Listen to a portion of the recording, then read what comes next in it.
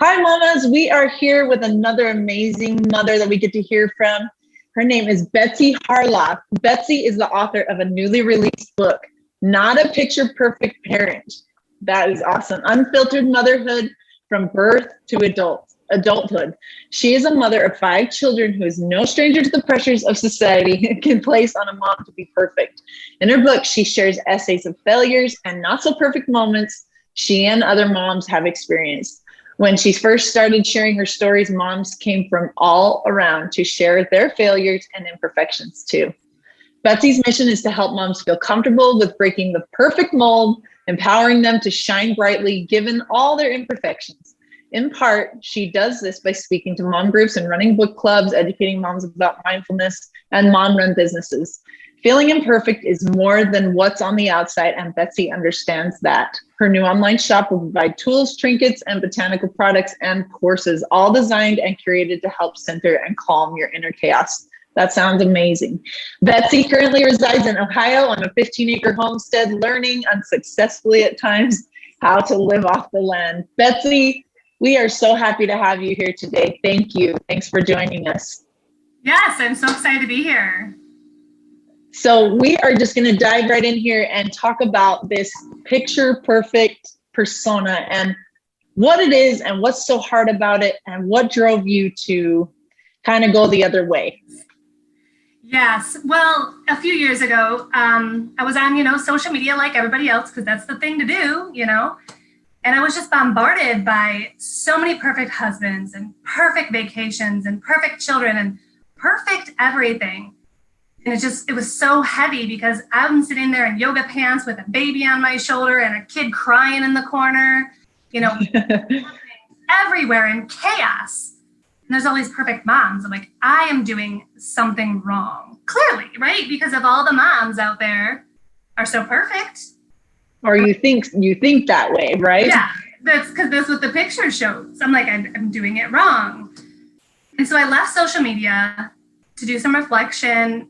And I realized that we don't have enough imperfect moments that are shared because, we want to be proud as moms of those great moments, and we want to share those. We don't necessarily want to share our imperfect moments for multiple reasons. And I think one of the biggest ones is the mom shaming culture that is in our society right now. When a mom does open herself up to be vulnerable and share a mistake that she's made, she's shamed and ridiculed. And this happened to a mom that I'm friends with. It's a story that I have in my book, which is a really heavy topic. It's about forgetting your children in the car. It happens. Oh. It happened to me. And I talk about this in the book. And before it happened to me, I judged another situation that it happened to. Like, gosh, that person could not love their child if they forgot it. I did. And it happened. And another mom posted on Facebook that this happened to her and she got slammed. Like, it was horrific. And then I thought about it and I'm like, I judged another mom who did it too. You don't always realize until you have that situation yourself that we're all imperfect. We're just trying, we're just doing the best we can. We're trying. So I wrote the book when I was on my social media break about all the imperfect moments that women don't share because of fear of failure. And I did get hate messages right after I published it. I had moms reaching moms. They were fake accounts, with like no followers, profile, bashing me. What a horrible mother I was because I made But I knew when I wrote it that I would get some of this, but I knew that it would comfort so many moms in knowing that there is imperfection out there, that we are all human. We're all making mistakes and our kids don't come with a manual. And even if they, I have 5 children, they're all different. Nobody has acted. Oh, yeah. So it's just kind of crazy. So it was interesting as I was writing it and sharing these stories, even some of my close mom friends would like, oh, gosh, you're writing that book. And then I would share the story and then they would take a deep breath and then they would spill it all to me. And then they would say, don't add that to your book though. Would share with me their moments. And it's interesting because I talk in my book about, we had this book club and we were all talking about what we thought was perfect about the other mom. And here we all are talking about my book on imperfection, then sitting in that room with other moms, thinking how the other mom is so much more perfect than them. So we like went around the table and we're like, well, I think you're really good at this and you do this really well. And you do this really well. And that's the thing. We all excel. You know, some of us are Pinterest moms. Not all of us are. Some of us are, you know, great cooks. Some of us like the Chick-fil-A drive-thru. You know, I mean, there's all of us. And just because one mom is strong at something doesn't mean another mom is weak, you know, because we all have our strengths. And I think we need to realize that when we're seeing a lot of these picture perfect moments on the internet and things that our friends share with us, like, yep, you're good at that, but you suck at something else. And I'm really good at this. You know what I mean? Like, not to shame you, to know, hey, I know you're really good at this, but I'm really good at another thing. And that's okay. And that's what makes the world so interesting, is that we are all so different. Yes. And you talked about, like, one might have one weakness and one might have the other. That's why we have each other, right? In parenthood, it is a tough job to be a mom. And that community, what would you say is the most important thing for like a community? How can we help each other? What's the best way to help each other with this, rather than, like you said, you've ended up writing a book on it because you were so fed up with it. What's the best way to help each other get rid of that persona and just love each other and help each other? I think we just need to start sharing our imperfect moments more. You know, it is great. Show, like, even on my Instagram page, like, I do have pretty pictures most of the time. But if you read the content, I'm talking about, yeah, I took this picture, but this is what was going on in the background. And like right now, like cute dress, which you can only see me from here up, you know, I have on pajama pants and slippers that don't even match. Like, you can't. And I think that's a lot of it. Like, we don't see what is going on, and we need to share that more. We need to talk about that more. So what does like this perfect stuff, like this, like focusing just on the picture perfect part, do to our thoughts? And what does that do to us? And how do we change that? How do we flip that in our own mind? Like a mom maybe that's struggling with that right now, what would be your biggest advice? That's always a really hard one because I think we are all a little wired differently. But I really think that affirmations are huge. I know a lot of people think cheesy, but they do change, that there's a lot of science behind it. They do change the way your brain processes things.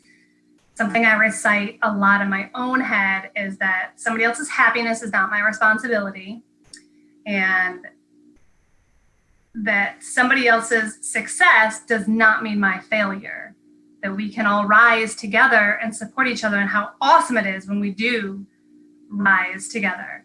In fact, the only reason I found out about your mom conference is another writer friend of mine sent me a message, who I don't even really know very well. She sent me a message and she's like, hey, this is exactly like your book. Contact them. Oh, that's great. A great mom lifting up another mom, supporting one another. We don't have to rip each other down. We don't have to compete. And I think we just need to stay focused on knowing that we're not all perfect, and we really need to share that more with each other. And just remember that for every perfect picture, there's a hot mess going on behind the scenes or an hour earlier. It's just, it can be hard. Oh yeah. When you see. And there's those good days, and then there's those bad days. Some days where you're like, oh, I was an awesome mom today. Everyone was happy.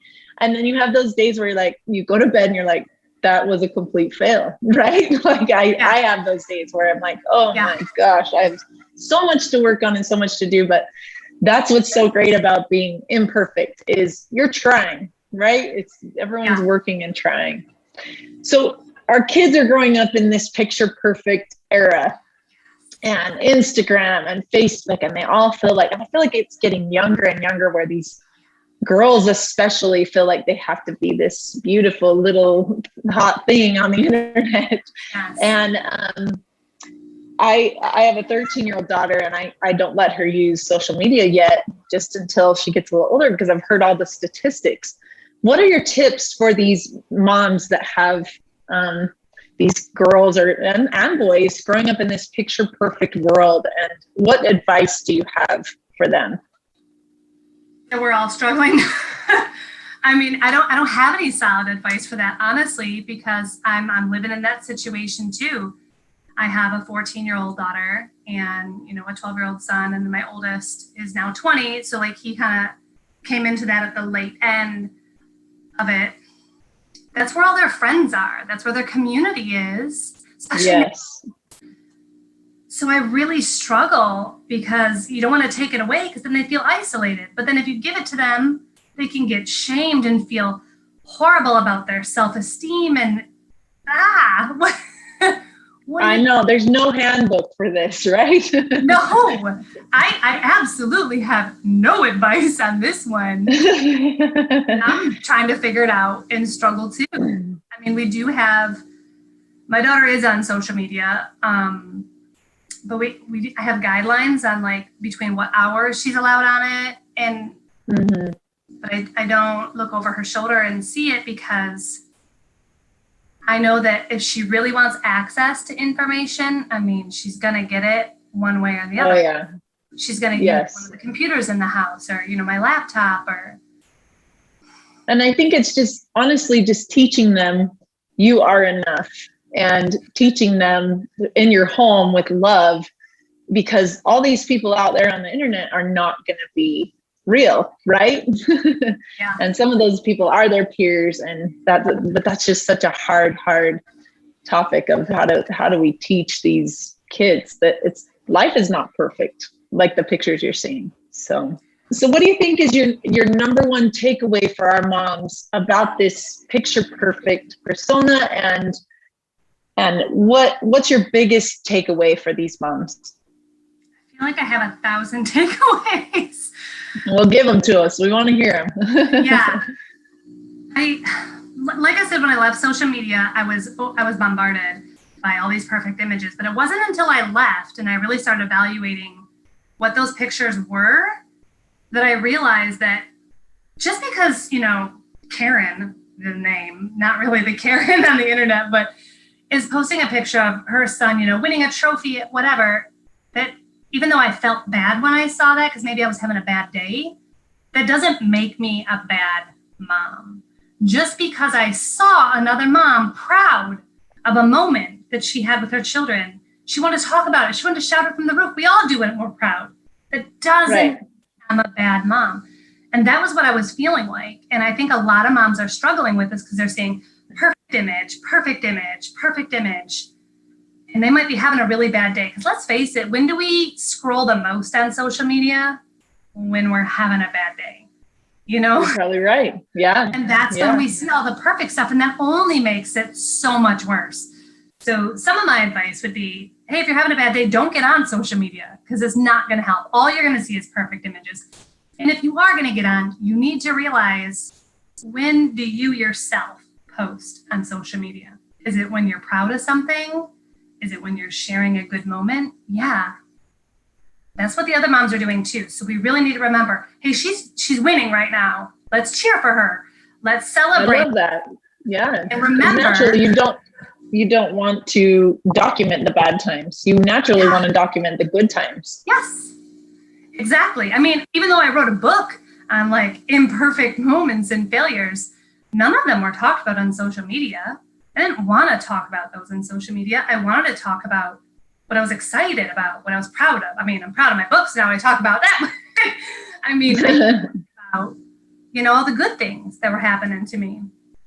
In my book, I talk about this morning that I call Zen music and bacon. So I woke up early and I have this Zen music playing, and I got a whole breakfast feast of like organic food and pasture raised pork that we grew here. And all the stuff. And I think I'm killing it as a mom, right? Like, yeah, my kids woke up and refused to eat it. They were like, and this is what happens as a parent. Like, you understand, you go through the work to make this awesome thing. I'm like, I'm really feeding my kids with good, wholesome foods today.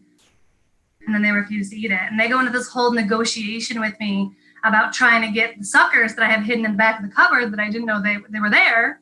They didn't know. I didn't know they knew they were there. They're trying to convince me that they have one bite of eggs. Can they have a sucker instead? Like, they're just...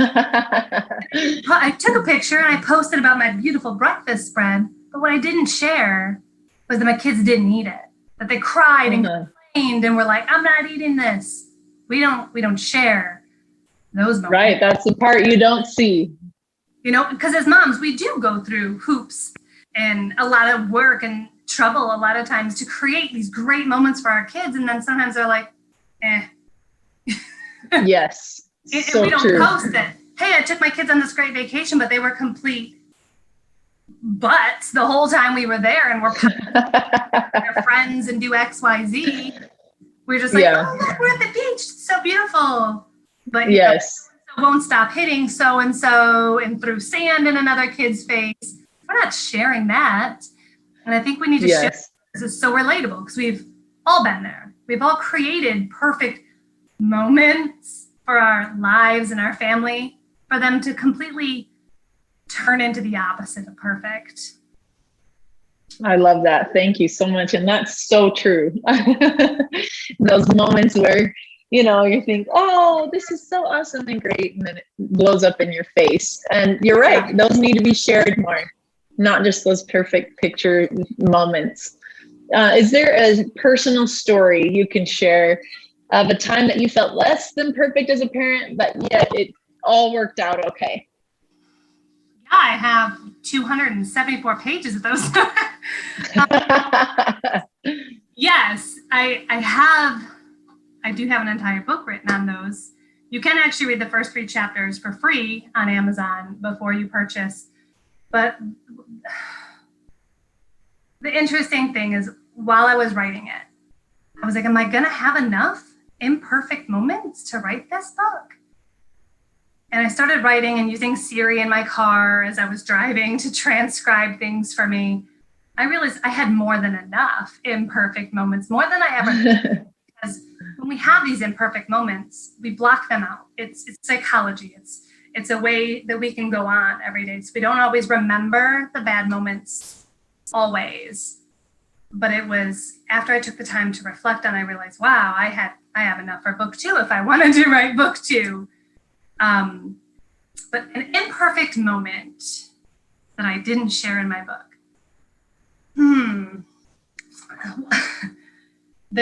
How much time do I have? Because I have a few stories. Yeah, it can even be from your book. That's great. Anything you want to share? One of them that didn't get added to my book, it's kind of a funny imperfect moment, but it was imperfect when I looked back at it, is so my kids and I were driving to the orchard. So we were out on a Michigan country road. And as I was driving down this country road and, you know, enjoying the view of the cornfields and, you know, feeling very like, yeah, I'm taking my kids to pick apples, there was a dog that ran across the street. And as a dog owner myself, I'm like, oh my goodness, you know, what is going on? And I see this guy like running after the dog. And they're heading down this country road and he's never going to catch up. So I stop my van. I have all my kids in my car. I stop the van and I say, hey, hop in. Do you want me to help you get your dog? You know, I'm thinking I'm helping the dog, right?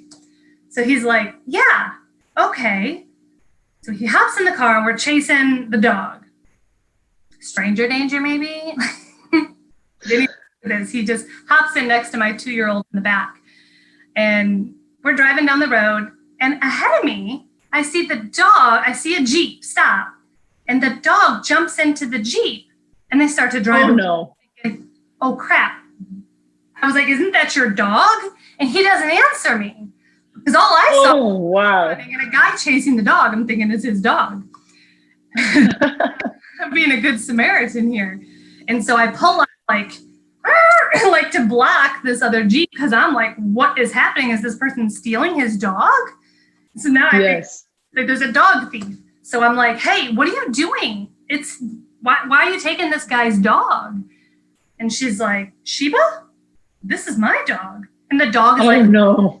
And I'm like panicked in the front seat thinking, did I just let a murderer in my car. Like, who is this guy? Like, could he just pull a gun on me right now and like carjack me? Because these things. And the fact he just jumped right in. Oh, sure, I need a ride. Yeah. And so I looked back at him. I was like, "This ain't your dog." And he's like, "Well, no." And I was like, "I'm so confused here." And I said, "Well, he said he was getting his dog." And so the guy starts talking. He was really slow, like. He wasn't all there to begin with. Like, I don't quite know what was going on, but like mentally not all there, but I didn't know that right away. He's like, "Well, I mean, it's not my dog. I was babysitting, dog sitting, but my friend was dog sitting and he couldn't go. So I went to the house instead." So they had hired a dog sitter because they were out of town, which was this guy's friend. Well, he couldn't make it. His friend come over to let the dog out. So this dog didn't know him. So so the dog ran away from him and was like heading down the road. But it was like this, and I was like, "You need to get out of the car." Yes. Oh wow. Let's avoid any unnecessary situations. It was just this hilarious. I mean, this is one of the lighthearted, imperfect moments, but like this could have went so bad. Yeah. And it just made me think, I feel like we live in a pretty safe world and that we should be trusting. I'm definitely not just going to let a complete stranger jump in my car with all my kids. Right. Next time it ended horribly. Like it could have been oh my goodness. Situation. So I laughed. They were like, you didn't add that to your book. I'm like, no, I didn't add that to my book. And they were like, the murderer in the car, because we still joke that he was like a serial killer or a murderer. Well, thank you for sharing your imperfect moments with us and also your wisdom on this picture perfect persona and what we can do as moms to kind of combat that. Thank you, Betsy. It's been a pleasure to talk with you today. Thank you. All right. Thanks so much. Hello, my name is Rich Christensen, and through the years of entrepreneurship and growing crazy businesses, I lost a view of what was really important. Through a series of really tender experiences, my mentor taught me you can replace anything in this world, but you cannot replace your family. So I made a dramatic pivot and started embedding deeply in my family some of the same principles that applied to business. My wife and I began very deliberately parenting. We looked for models, how not to mess our children up.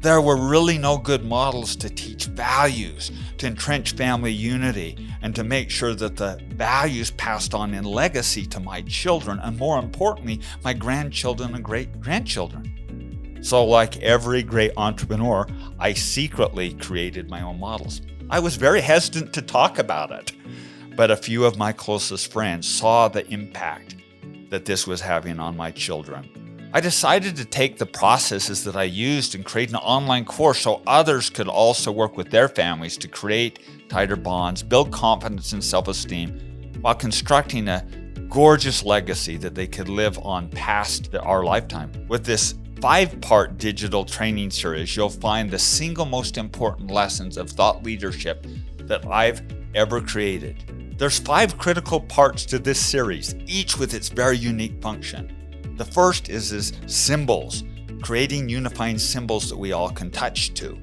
Second is the doctrine, the guiding principles that we can tag and understand what the rules are. The third is the traditions or the rituals, where we actually formalize and we unite and show that we're unified with the values. The fourth, my favorite, the defining life events. The final section of this is the structure. What do the really wealthy families do to preserve their wealth and to pass on in the form of family banking? To pass on how you appropriately set up the will and how you embed your family constitution so that these values permeate and pass on. I can tell you firsthand that taking these steps to create a beautiful life for my family is the most important work that I've ever done and also the most rewarding. I would invite you to learn some of these principles, unify your family, bond them, and take some of the guesswork out of this. And I'm going to provide you the framework to make that happen with this 30 years of life experiences. So join me, get your membership to build family legacies today.